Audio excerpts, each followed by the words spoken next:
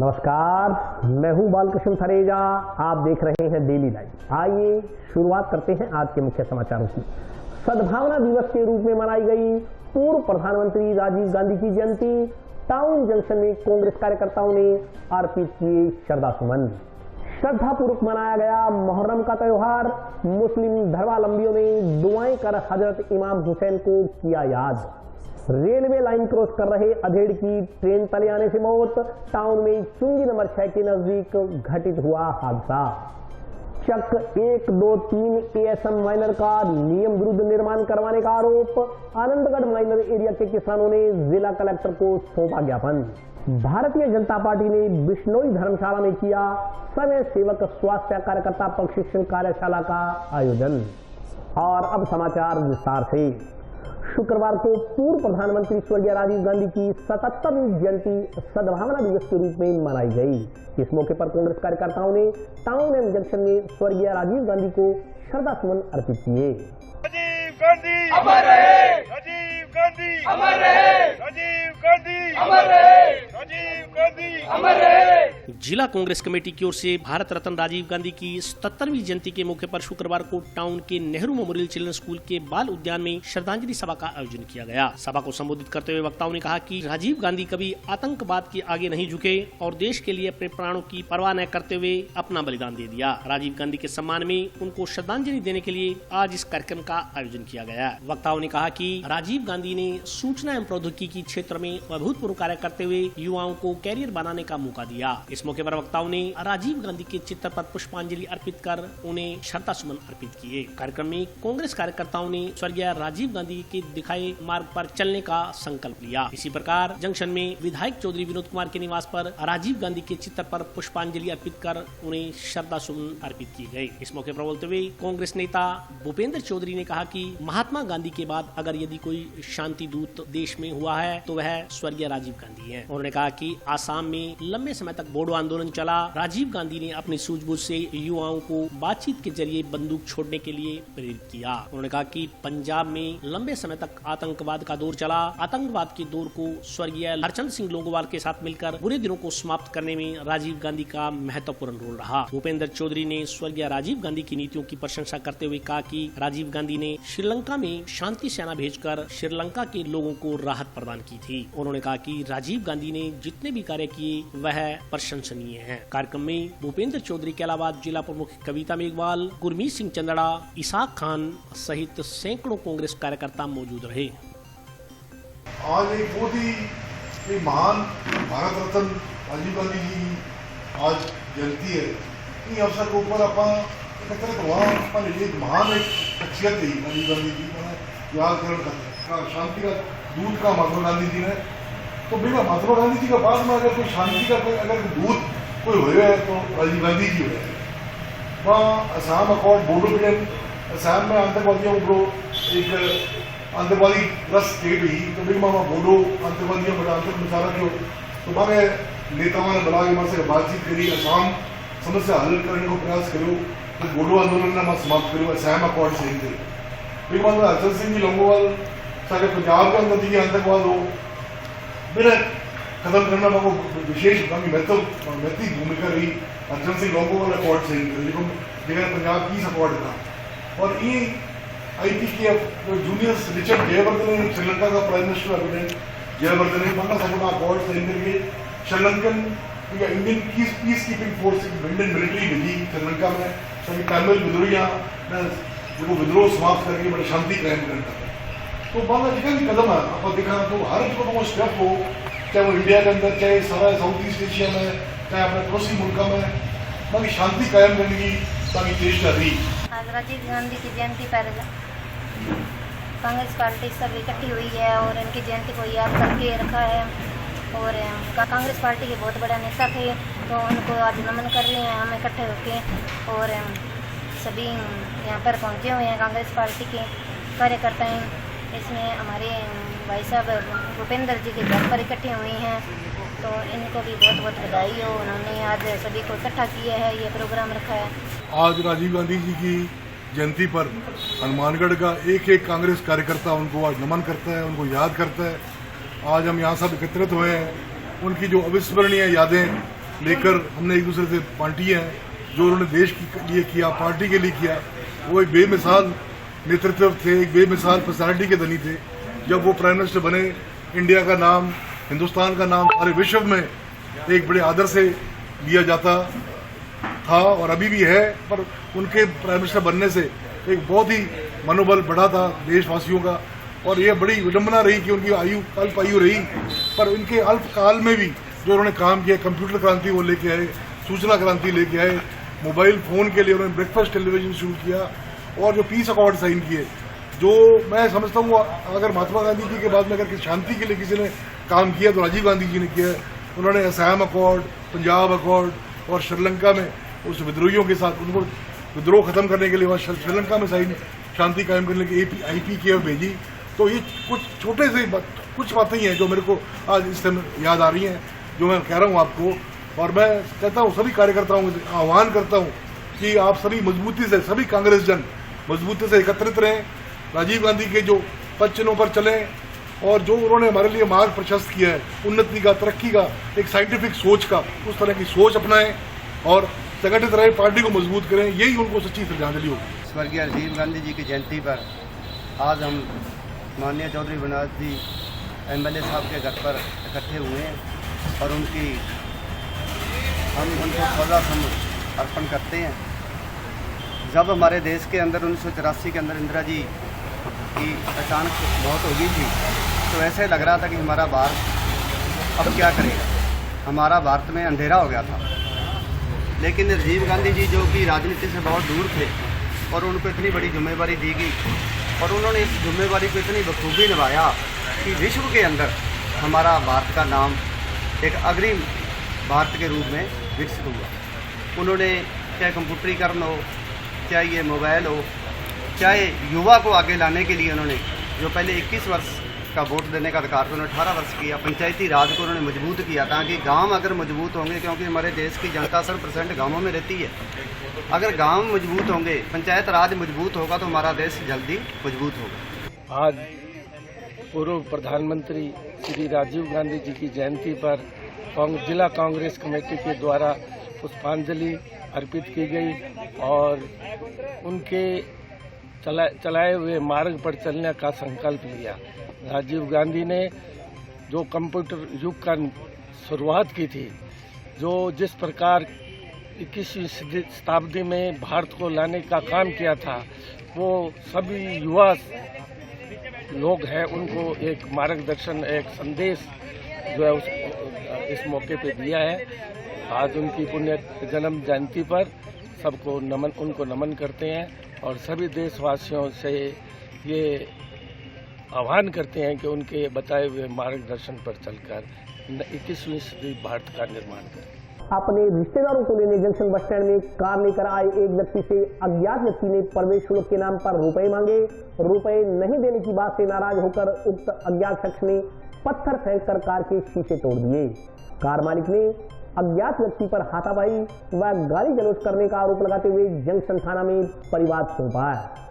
अपने सास ससुर को लेने जंक्शन बस स्टैंड में कार लेकर आए एक व्यक्ति से अज्ञात व्यक्ति ने प्रवेश शुल्क के नाम पर रुपए मांगे। रुपए नहीं देने की बात से नाराज होकर उक्त अज्ञात शख्स ने गुस्से में आकर पत्थर फेंककर कार का शीशा तोड़ दिया। कार में सवार बुजुर्ग के पैर पर चोट लगी। कार सवारों ने उक्त अज्ञात व्यक्ति पर हाथापाई व गाली गलौज करने के भी आरोप लगाए। काफी देर तक हंगामा होने से बस स्टैंड में भीड़ इकट्ठी हो गई। सूचना पर जंक्शन पुलिस मौके पर पहुंची। इस दौरान अज्ञात व्यक्ति वहां से भाग निकला। कार चालक की ओर से अज्ञात व्यक्ति के खिलाफ मामला दर्ज करवाने के लिए जंक्शन पुलिस थाना में परिवाद सौंपा गया। सौंपे गए परिवाद के अनुसार जगदीश वर्मा पुत्र राजेंद्र पाल कुम्हार निवासी वार्ड नंबर 1 शिवलाल कॉलोनी घरसाना जिला श्री गंगानगर ने परिवाद में कहा कि वह उसकी पत्नी शीला अपने बेटे के साथ शुक्रवार को हरियाणा के सोनीपत जाने के लिए घर से रवाना हुए थे। वे सुबह करीब 11 बजे कार नंबर RJ13 CB 1086 पर सवार होकर हनुमानगढ़ जंक्शन पहुंचे। उसे बस स्टैंड से अपने ससुर व सास को साथ लेकर जाना था। वह अपनी कार लेकर बस स्टैंड के अंदर गया और बस से उतरी अपनी सास विमला देवी व ससुर धर्मपाल निवासी फूसेवाला को कार में बैठाया। उसके बाद बाद बस स्टैंड से बाहर निकलने लगे तो एक व्यक्ति ने उनकी गाड़ी रुकवा कर कहा कि वह नगर परिषद का कर्मचारी है। उन्होंने गाड़ी सहित बस स्टैंड में प्रवेश किया, इसकी एवज में 20 रुपए देने पड़ेंगे। परिवार के अनुसार जब जगदीश ने पैसे मांगने वाले से कहा कि वह किस बात के पैसे मांग रहा है तथा अपनी ID प्रूफ वगैरह दिखाए तो उक्त व्यक्ति ने उसे व कार सवार उसके परिवार के सदस्यों को गालियां निकालनी आरंभ कर दी, साथ ही हाथापाई करने लगा। वहीं पास में बैठे ही जूती काटने वाले मोची की ओर से छाया के लिए लगाकर रखी गई छतरी उठाकर उसके ससुर के पैर पर दे मारी। इससे उसके ससुर के पैर में चोट लगी। इसके बाद उक्त व्यक्ति ने पत्थर फेंककर कार का आगे का शीशा तोड़ दिया। कांच के टुकड़े कार में गिर गए। गनीमत रहा कि किसी को चोट नहीं लगी। मौके पर भीड़ जमा होने पर उक्त व्यक्ति वहां से फरार हो गया। परिवार के अनुसार पड़ताल करने पर पता चला कि बस स्टैंड में ऐसा कोई कर्मचारी नहीं है, न ही बसों के अलावा अन्य किसी वाहन चालक से किसी प्रकार का पैसा वसूला जाता है। उक्त व्यक्ति खुद को नगर परिषद का कर्मचारी बताकर रुपए ऐंठता है। पुलिस ने परिवार के आधार पर आरोपी की तलाश आरंभ कर दी है। यहाँ पे मेरे सामने ईंट मारी गई है ये वाली, इसके अंदर उसका गलावा, लेडी का गलावा पकड़ के आप एंट्री दे के जाओ। एंट्री काहे की एंट्री मांगते हैं ये वाले? बसों की एंट्री मांगनी चाहिए इसको। एंट्री काहे की मांगते हैं? ये तो धक्काशाही कर रहे हैं। ये तो अपनी धौंस नहीं मारे कि हम ठेकेदार हैं यहाँ के। क्या ठेकेदार है? कल को यहाँ पे मर्डर होता उसका मतलब क्या था? ये वाली इसके पापा का सब कुछ दे यहाँ पे। देखो मेरे चोट में इसके चोट ईंट मारी है। देखो ये क्या मतलब हुआ जी? ये मेरी बच्ची है, ये तो अंदर है, वो दो तक वो भी वो अंदर बैठा है, अंदर से एंट्री कर रहे थे वहाँ पे और ईंट उठा के नहीं मेरे सामने मारी है इसने। ठेकेदार ने मारी है जी। ये क्या मतलब हुआ जी? इसका मतलब यही होगा। 1 घंटा हो गया पुलिस को इंतजार करते हुए। इसका पुलिस क्या करेगी? इसका उसका गिरफ्तार करेगी, गाड़ी तब हटेगी, नहीं तो अन्यथा गाड़ी नहीं हटेगी यहाँ से। आज सुबह टाउन में चुंगी नंबर 6 के नजदीक रेल लाइन क्रॉस कर रहा एक अधेड़ व्यक्ति ट्रेन की चपेट में आ गया। गंभीर चोट लगने से व्यक्ति की मौके पर ही मौत हो गई। रेल लाइन क्रॉस कर रहा एक अधेड़ ट्रेन की चपेट में आ गया। सिर पर गंभीर चोट लगने से अधेड़ की मौके पर ही मौत हो गई। रेलवे पुलिस ने पोस्टमार्टम के बाद शव परिजनों को सौंप मामला धारा 174 के तहत दर्ज किया है। मृतक गौशाला में काम करता था। जानकारी के अनुसार टाउन के वार्ड नंबर 30 रूपनगर निवासी पप्पू खां पुत्र फत्तू खां गौशाला में काम करता था। वह रोजाना सुबह करीब 4-5 बजे गौशाला पहुँच जाता था। अन्य दिनों की भांति वह शुक्रवार गौशाला जाने के लिए घर से निकला। जब वह चुंगी नंबर 6 व कॉलेज फाटक के बीच रेल लाइन क्रॉस करने लगा तो अचानक श्री गंगानगर से चलकर सादुलपुर तरफ की जाने वाली ट्रेन की चपेट में आ गया। पप्पू खां का सिर ट्रेन के इंजन से भिड़ गया, जिससे उसे गंभीर चोट लगने से उसकी मौके पर ही मौत हो गई। हादसे की सूचना मिलने पर जंक्शन GRP थाना के अलावा टाउन थाना से पुलिस कर्मचारी मौके पर पहुंचे। दुर्घटना स्थल रेलवे के अधीन होने के चलते रेलवे पुलिस ने शव को कब्जे में लेकर जिला अस्पताल के मोर्चरी रूम में रखवाया। मृतक की शिनाख्त होने पर परिजनों को सूचित किया गया। इस संदर्भ में रेलवे पुलिस ने मृतक के पुत्र इकबाल खां की रिपोर्ट पर मर्ग दर्ज कर पोस्टमार्टम करवा शव परिजनों को सौंप दिया। 8:21 को सुबह 7:15 बजे on duty station master Shri Suraj Kar ने टेलीफोन सूचना दी कि गंगानगर से चलकर सादुलपुर जाने वाली पैसेंजर ट्रेन मिली। जिस सूचना पर मौके पर मैं हेड कांस्टेबल कल्याणमल व हेड कांस्टेबल श्री मनोज कुमार मैं चाहते कि पहुँचे। वहाँ वारिसान आ चुके थे। वारिसान ने मृतक को नाम पता पप्पू सिनो पत्थू खां, जाति मुसलमान, उम्र 53 वर्ष, निवासी ward number 30 Rupnagar Hanumangarh town बताया। और उसके पुत्र इकबाल ने बताया कि मेरे पिताजी गौशाला में हनुमानगढ़ टाउन में कार्य करते हैं, जो सुबह हमेशा 4 बजे या 5 बजे के आसपास काम करने के लिए निकलते हैं। आज सुबह जब रेलवे लाइन क्रॉस कर रहे थे तो गंगानगर से सादुलपुर जाने वाली ट्रेन की चपेट में अचानक आ गए। ये घटना हनुमानगढ़ टाउन से जंक्शन की तरफ आते हैं। चुंगी नंबर 6 थी पहले वो पुलिया के पास और कॉलेज फाटक के बीच की घटना है। एज के आधार से वो बता रहे कम सुनाई और कम दिखाई देता था। पोस्टमार्टम करवा करके उनको वारिसान को सुपुर्द करवा दिया। आनंदगढ़ माइनर से निकलने वाले चक 1, 2 व 3 ASM माइनर का नियम विरुद्ध निर्माण करने का आरोप लगाते हुए उक्त एरिया के किसानों ने शुक्रवार को जिला कलेक्टर को ज्ञापन सौंपा। जिंदाबाद जिंदाबाद जिंदाबाद, किसान एकता जिंदाबाद जिंदाबाद जिंदाबाद, किसानों को उजाड़ना बंद करो बंद करो बंद करो। आनंदगढ़ माइनर से निकलने वाले चक नंबर 1, 2 व 3 ASM माइनर का विधि विरुद्ध तरीके से निर्माण करवाने का आरोप लगाते हुए चक 1, 2, 3 ASM के किसानों ने शुक्रवार को जिला कलेक्टर को ज्ञापन सौंपा। किसानों ने माइनर का निर्माण रुकवाने की मांग की। किसानों ने बताया कि वे चक 1, 2, 3 ASM की सिंचाई सुविधा के लिए आनंदगढ़ माइनर से चक 1, 2, 3 ASM माइनर निकाली हुई है। वर्तमान में आनंदगढ़ माइनर से उक्त तीनों ASM माइनर का पुनर्निर्माण सिंचाई विभाग की ओर से करवाया जा रहा है। सिंचाई विभाग के अधिकारियों की ओर से प्रभावशाली व राजनीतिक अप्रोच वाले किसानों के दबाव में आकर चक 1, 2, 3 ASM माइनर के बेड की चौड़ाई व नहर के बेड लेवल में परिवर्तन कर विधि विरुद्ध रूप से नहर का निर्माण करवाया जा रहा है। इससे चक 1, 2, 3 ASM के किसानों को उनके हिस्से का सिंचाई पानी नहीं मिल पाएगा तथा नहर की सिल्ट निकालने में भी परेशानी होगी। किसानों के अनुसार उन्होंने इस बारे में सिंचाई विभाग के अधिकारियों से बात की, लेकिन कोई कार्रवाई नहीं हुई। जबरदस्ती नियम विरुद्ध तरीके से नहर के बेड व लेवल में परिवर्तन कर निर्माण करवाया जा रहा है, जो न्यायोचित नहीं है। इसे तुरंत प्रभाव से रुकवाया जाना आवश्यक है। किसानों ने ज्ञापन में मांग की कि आनंदगढ़ माइनर के चक 1, 2, 3 ASM माइनर का विधि विरुद्ध से किया जा रहा निर्माण कार्य तुरंत प्रभाव से रुकवाया जाए। ज्ञापन देने वालों में सतपाल, वेद प्रकाश, महावीर, जगजीत जग्गी, इंद्राज, मुरारीलाल, देवीलाल, महेंद्र, जगदीश, बलराम, बालकृष्ण भार्गव, राम रखा, रामचंद्र, अशोक कुमार, दलीप कुमार, हनुमान राम, कालूराम, अश्विनी कुमार, रणजीत, धर्मपाल सहित अन्य किसान मौजूद रहे। समस्या एक ही है, जो नक्शा उन्होंने अप्रूव करवाया है हमारे 3 ASM, 2 ASM और 1 ASM का, वो जो माइनर जो मेन है उसमें से हमारा सब माइनर निकलता है। तो हमारी दिक्कत होगी, हमारा जो नक्शा अप्रूव करवाया है वो जो माइनर पे जमीन पड़ती है जिसकी जिन काश्तकार, उनमें हमारा एक तो अध्यक्ष है नहर का, उसी की जमीन उसमें पड़ती है। तो उसको लाभ पहुंचाने के लिए हमारे वहाँ का लोकल वो सरपंच भी है 22 का, उसको उन किसानों को लाभ, अपने खुद के लाभ के लिए ये हमारा नक्शा अप्रूव करवाया है। इसका साइज जो है वो गलत तरीके से बनवा लिया। हम तो सीधे साधे किसान है, हमें को पता नहीं था। जब पता लगा तो हम जिला कलेक्टर साहब के यहाँ आए और हमारी बात रखी और उन्होंने हमें आश्वासन दिया भी ऐसा न्यायपूर्ण फैसला नहीं होना है। आनंदगढ़ वितरी का सब माइनर के काश्तकार यहाँ जिलाधीश महोदय से मिलने के लिए आए हैं, इस बात के लिए कि एक जो माइनर से सब माइनर जो बन रही है उसमें 3 मगों की जो माइनर है, उस माइनर में लगातार 6 इंच की उसकी तलाई जो बनाई जा रही है उसमें कसी भी नहीं घूम सकती और लगातार उसमें सिल्ट आएगी और सब माइनर से 3 इंच ऊंची बनाई जा रही है ताकि वहाँ के काश्तकारों को परेशानी हो, वहाँ जो भी पानी आए और पानी उन काश्तकारों के पास नहीं पहुंचे। हमने जिलाधीश महोदय से मिलकर के ये निवेदन किया है कि अगर ऐसे भ्रष्ट एक्शन जो लगातार ठेकेदारों से मिलकर, अध्यक्षों से मिलकर के रुपए खाने की जो योजना बना रहा है, उस एक्शन के खिलाफ तत्काल कार्रवाई हो और जो निर्माण कार्य जो शुरू कर रहे हैं वो निर्माण कार्य को तुरंत प्रभाव से रोका जाए। इस बात को लेकर के हम यहाँ जिलाधीश महोदय से मिले। अगर इन्होंने निर्माण कार्य नहीं रुकवाया तो आने वाले 3 दिनों के बाद में हम चीफ कार्यालय के सामने अनिश्चितकालीन पड़ाव डालेंगे और उसकी तमाम जिम्मेदारी यहाँ के प्रशासन की होगी। और अभी वक्त ब्रेक का, हाजिर होता हूँ छोटे से ब्रेक के।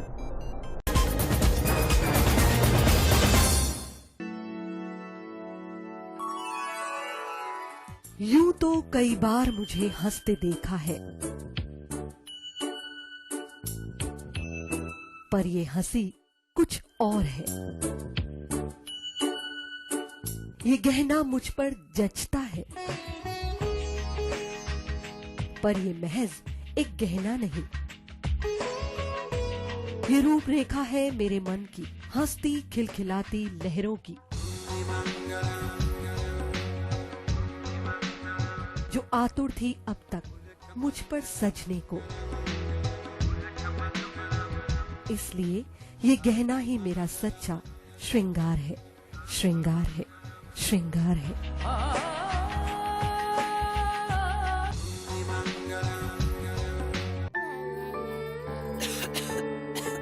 दीदी ये देखो,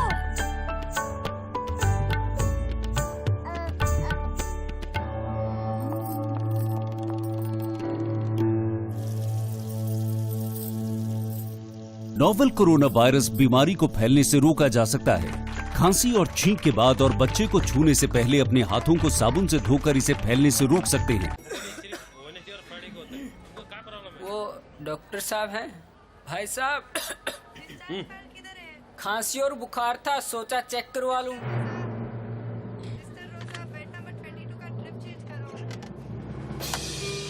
नोवेल कोरोना वायरस बीमारी को फैलने से रोका जा सकता है। बुखार के साथ खांसी और छींक होने पर तुरंत नजदीकी हेल्थ क्लिनिक या केंद्र जाएं। ब्रेक के बाद स्वागत है। आइए नजर डालते हैं अगले समाचारों पर। जिला मुख्यालय पर आज सच्चाई और इंसाफ के लिए बलिदान देने वाले हजरत इमाम हुसैन की याद में मुहर्रम का त्यौहार मनाया गया। कोरोना गाइडलाइन के चलते मुस्लिम धर्मावलंबियों ने घरों में रहकर ही नमाज अदा कर दुआएं की। मुस्लिम धर्मावलंबियों द्वारा आज इमाम हुसैन की याद में मुहर्रम का त्योहार घरों में रहकर ही मनाया गया। मुस्लिम धर्मावलंबियों ने बताया कि कोरोना गाइडलाइन के चलते जिला प्रशासन द्वारा भीड़ एकत्रित नहीं करने की हिदायत के चलते तमाम लोगों ने अपने अपने घरों में रहकर अल्लाह की इबादत की। उन्होंने बताया कि आज के दिन मुसलमानों के पैगम्बर मोहम्मद साहब के नवासे इमाम हुसैन और उनके 72 अनुयायियों को शहीद कर दिया गया था और आज के ही दिन हजरत हुसैन करबला के मैदान में लड़ते हुए शहीद हो गए थे। उन्होंने बताया कि आज के दिन मुस्लिम धर्मावलंबी ताजिए के समक्ष अपनी मन्नतें मांगते हैं। आज तमाम लोगों ने अपने घरों में रहकर नमाज अदा की। काफी सालों से यहाँ मुहर्रम निकाले जाते हैं, जुलूस वगैरह निकलते हैं, काफी भीड़ तादाद होती है, लेकिन 2 सालों से कोरोना महामारी के कारण ये त्योहार ईद वगैरह, ईद बकरीद सब घरों में मना रहे हैं। इसलिए ताजिया भी मुहर्रम घर पर ही बना रहे हैं, ना भीड़ इकट्ठी हो रही है। जो शेरनी फातिया वगैरह दुआ होती है वो घर पर ही करते हैं और आगे माहौल सही हो जाएगा तो आगे प्रशासन को साथ में लेकर बड़ा मुहर्रम मनाएंगे, बड़ा उत्सव मनाएंगे, जुलूस वगैरह निकालेंगे। मुहर्रम ताजिया लोगों की बहुत आस्था जुड़ी हुई है, जो इसके साथ मन्नत मांगते हैं वो पूरी होती है। ये मोहम्मद साहब के नवासे थे, मोहम्मद हुसैन, ये करबला में शहीद हो गए थे, उनकी याद में ये शहादत में मनाए जाते हैं। जैसा कि कृष्ण जन्माष्टमी, उससे पूर्व ईद और आज मुहर्रम का जो उत्सव है उस पर जिला प्रशासन और पुलिस प्रशासन ने जो आदेश जारी किए हैं कि कोरोना गाइडलाइन के तहत किसी भी फेस्टिवल को एक इकट्ठे जुलूस के रूप में नहीं मना सके हैं, अपनी जो इबादत है वो घरों में करें। इसके संबंध में कल शाम को टाउन थानाधिकारी के साथ समाज के लोगों द्वारा मीटिंग की गई, जिसमें ये हुआ कि मुहर्रम का त्यौहार जो है वो हम अपने घरों में मनाएंगे, सड़कों पे नहीं आएंगे, किसी प्रकार का ताजिया जुलूस नहीं निकालेंगे और इस बात पर कि कोरोना की महामारी अभी गई नहीं है। अगर हम कोरोना का प्रोटोकॉल इस्तेमाल नहीं करेंगे तो ये स्प्रेडर यानी हम स्प्रेडर साबित हो सकते हैं, बीमारी बढ़ सकती है। इसको मद्देनजर रखते हुए हमने और प्रशासन ने मिलकर ये निर्णय किया कि आज ताजिया नहीं निकाला जाएगा, जुलूस नहीं निकाले जाएंगे और मुहर्रम की इबादत जो है घरों में बैठ के की जाएगी। सद्भावना दिवस के उपलक्ष्य में शुक्रवार को मानव उत्थान सेवा समिति सदस्यों की ओर से जंक्शन स्थित सीओ सिटी कार्यालय में पौधारोपण किया गया। इस मौके पर डीएसपी प्रशांत कौशिक द्वारा कर्मचारियों को भावनात्मक एकता और सद्भावना के लिए कार्य करने का संकल्प दिलाया गया।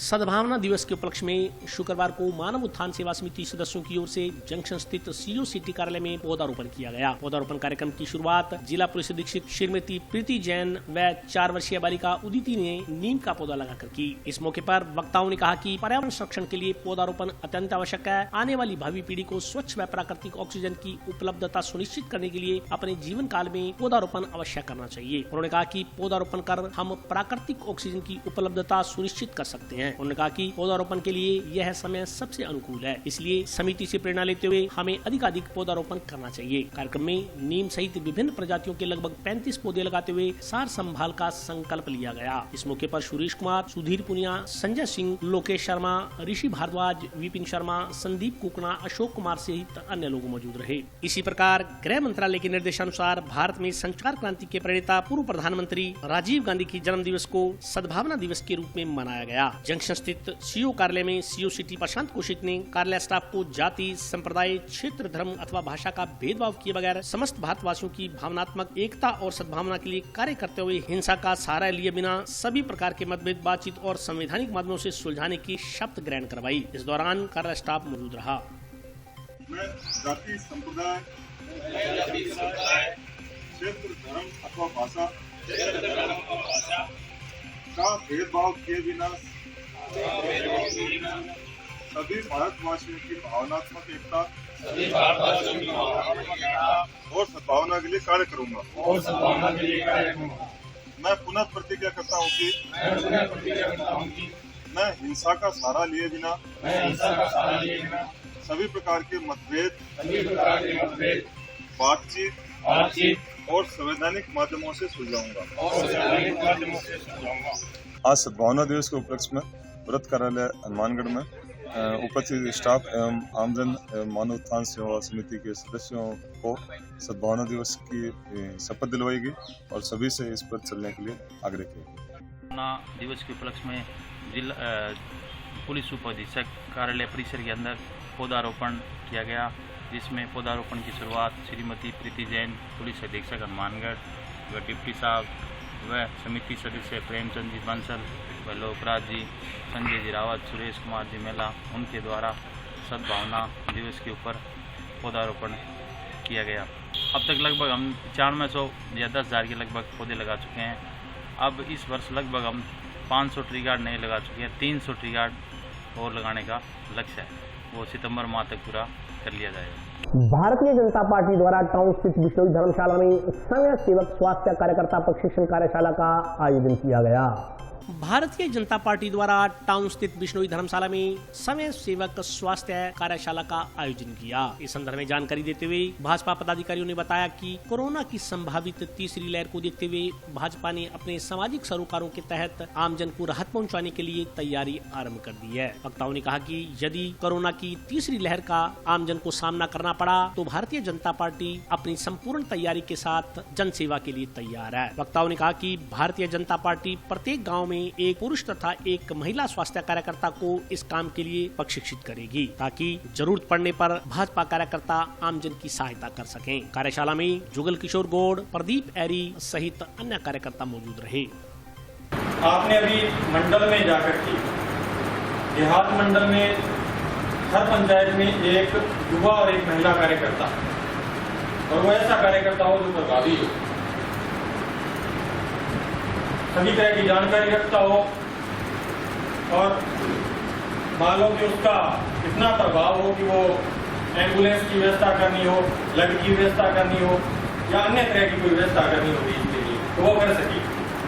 कोरोना कैसे शुरू हुआ, किस प्रकार उसका सामना किया गया, किन किन लोगों ने सहयोग किया और किन किन लोगों ने खिलाफत की, ये अपने किसी से छिपा नहीं। अपने सभी जानते हैं कि कौन सी पार्टी थी जो कोरोना में सेवा कार्य में लगी थी और कौन सी पार्टियां थी जिन्होंने ऑक्सीजन के सिलेंडर छुपा दिए, वैक्सीनेशन नालियों में फेंक दिए, ये किसी से छुपा नहीं। आज भारतीय जनता पार्टी जिला हनुमानगढ़ की तरफ से स्वास्थ्य स्वयंसेवक वॉलेंटियर की एक मीटिंग रखी गई बिश्नोई धर्मशाला में। पूरे जिले से स्वास्थ्य वॉलेंटियर पहुंचे, सबको इस कार्य योजना के बारे में बड़े विस्तार से बताया गया और अभी संभावित जो तीसरी लहर आए या नहीं आए उसकी तैयारी हमें सामाजिक लेवल से ज़मीन पे वर्कर तैयार करने हैं। तो भारतीय जनता पार्टी ने एक बहुत बड़ी सोच रखते हुए हर गांव में एक स्वास्थ्य वॉलेंटियर, एक महिला स्वास्थ्य वॉलेंटियर की तैयारी की है और हम ये आशा रखते हैं कि उनको पूरी तरह गाइड करके ट्रेनिंग देके और समाज में कार्य करने के लिए उन्हें सहयोग करने के लिए कोरोना मरीज को ज़्यादा से ज़्यादा सुरक्षा मिले, ज़्यादा से ज़्यादा उसका बचाव हो, उसके लिए वो अपना कार्य करें। इसी कड़ी में हमने आज ये कार्यशाला रखी है जो 2 सत्रों में हमारी कार्यशाला पूर्ण हुई है और हम भगवान से प्रार्थना करते हैं कि कोरोना की तीसरी लहर आए नहीं, लेकिन आए तो हम इससे भारतीय जनता पार्टी जो वॉलेंटियर तैयार होंगे वो इसको बड़े सशक्त तरीके से इसका सामना करेंगे और लोगों को सहयोग देंगे। टाउन स्थित संत कमराराम धर्मशाला में कोरोना वैक्सीनेशन शिविर का आयोजन किया गया। शिविर में 440 लोगों का टीकाकरण किया गया। जिले में आज 147 टीकाकरण केंद्रों पर कोविड-19 वैक्सीनेशन के शिविर आयोजित किए गए। जिले को 30,000 कोविशील्ड एवं 3,000 कोवैक्सीन की डोज प्राप्त हुई थी। टाउन में संत कंवराराम भवन में वैक्सीनेशन शिविर आयोजित किया गया। शिविर में 440 लोगों को कोरोना रोधी इंजेक्शन लगाए गए। आयोजकों ने कहा कि लोगों ने अनुशासित तरीके से अपनी बारी आने पर टीकाकरण करवाया। शिविर में स्वास्थ्य कर्मचारियों का विशेष सहयोग रहा। आयोजकों ने कहा कि संत कंवराराम भवन में भविष्य में भी टीकाकरण शिविर आयोजित किए जाते रहेंगे। संत कंवराराम भवन में आज 440 डोज कोविशील्ड की इशू हुई है और ये लगभग हमारा 16वां कैंप है और बड़ी व्यवस्थापूर्ण तरीके से सुचारू रूप से लगवाया जा रहा है। हमारा मेन उद्देश्य जो है अभी आम जन को परेशानी नहीं हो, तो बैठने की व्यवस्था है, पेयजल की व्यवस्था है, हर व्यक्ति को जो है कोई परेशानी नहीं हो। हमारा मूल उद्देश्य यही है। जनता ये पहले 1-2 सेंटर में लगती थी, जनता भटकती रहती थी और वैक्सीन भी नहीं लगती थी, कई जगह पार्शलिटी होती थी, लेकिन हमारे इस तरह का कोई पार्शलिटी वाला कोई नहीं। पहले आओ पहले पाओगे आधार पर वैक्सीनेशन आम जन को सुविधा देने के उद्देश्य से ये संकल्प करवा रहे हैं। और प्रशासन कलेक्टर साहब का पूरा हमें सहयोग है, हेल्थ डिपार्टमेंट का हमें पूरा सहयोग है, CMHO साहब का मैं आभारी हूँ जो हमें हर बार स्लॉट देते हैं और जन सेवा कर रहे हैं। और आज के लिए बस इतना ही। कल फिर हाजिर होता हूँ नए समाचारों के साथ, तब तक के लिए नमस्कार।